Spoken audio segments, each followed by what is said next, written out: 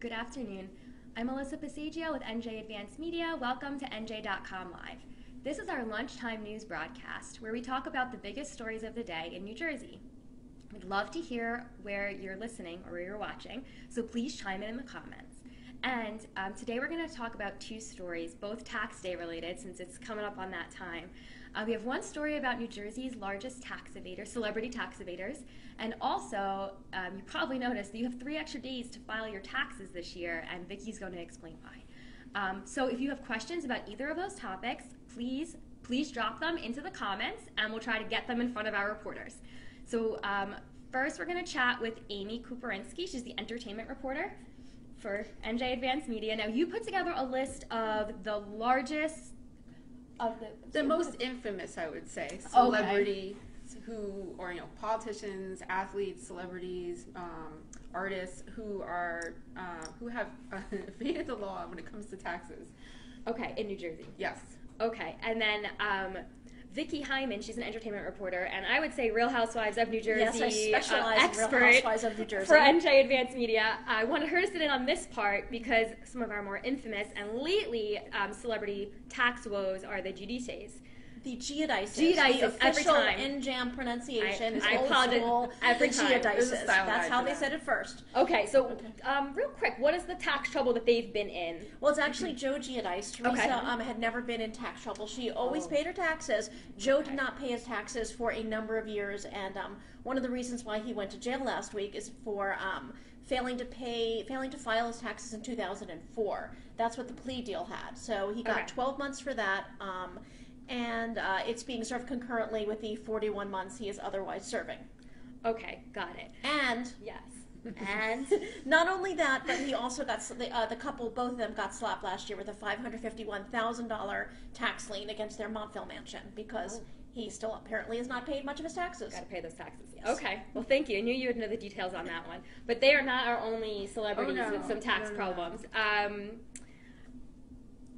Well, if we want to start with, want to go to Martha Stewart. She is probably one of the most famous. She is maybe not most famous for the tax issue, but for covering up insider trading. Right. But what were her tax problems? Okay, so she served 5 months in prison related to the previous charges, but then before that, in 2002, she was ordered to pay $220,000 in property taxes and penalties to New York. So she hails from Jersey, but that was a New York tax issue. Okay. And so there were a lot of things going on at that time, but that was her tax issue. That was her tax problem. Okay, and then another really well-known Jersey native who ran into some trouble with Lauryn Hill. Right? Oh, that was spread out for a while. Yeah, definitely. What was her situation? Okay, so Lauryn Hill, well, basically she had multiple years where she did not pay her taxes. So she failed to pay from 2005 to 2009, and she served 3 months in prison and a year of supervised release. She paid $970,000 in back taxes before even going to prison. So she owed a total of $1 million in federal and state taxes on $2.3 million in income. Wow. Okay, and went to jail for it. Yes, she did. She's out, but she served her time. Okay, and another pretty popular name, most of you probably know, Plaxico Burress. Yes. So this is interesting. Well, former Giant. Right? Yes, former wide receiver Totowa for the Giants and Totowa man. Yes. So that's his. He has 2 strong Jersey connections.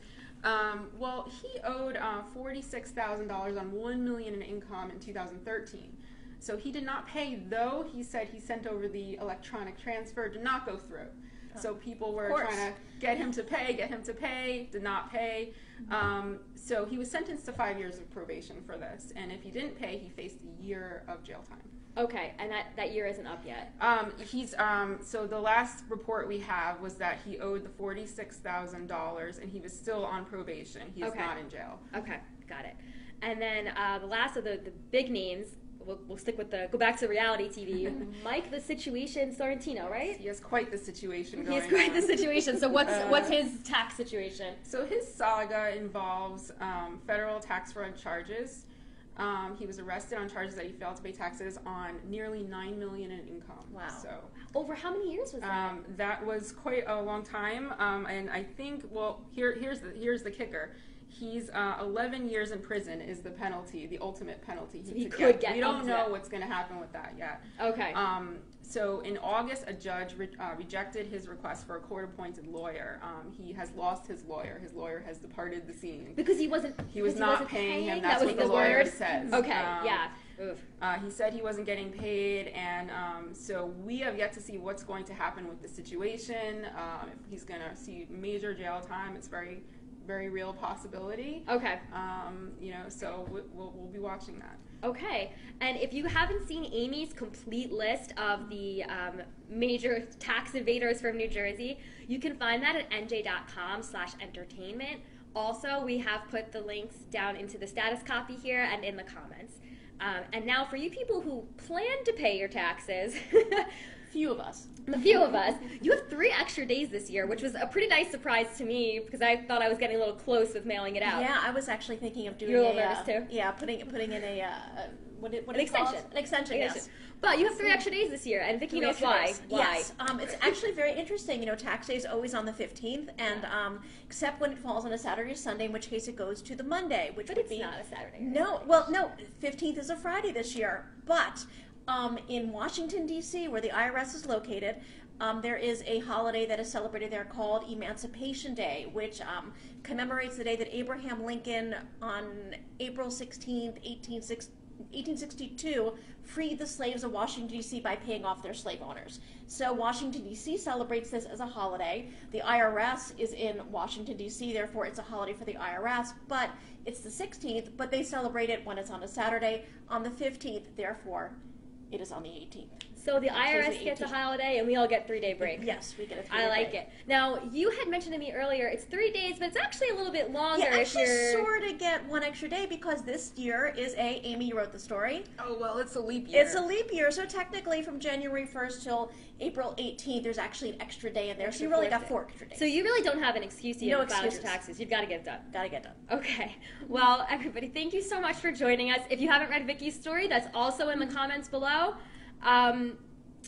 You can find both of their reporting in general at NJ.com/entertainment. We'd love to know what you think of this broadcast. Please leave us feedback in the comments below. We do read all of the comments. Even the nasty ones. Even the nasty ones. Thank you.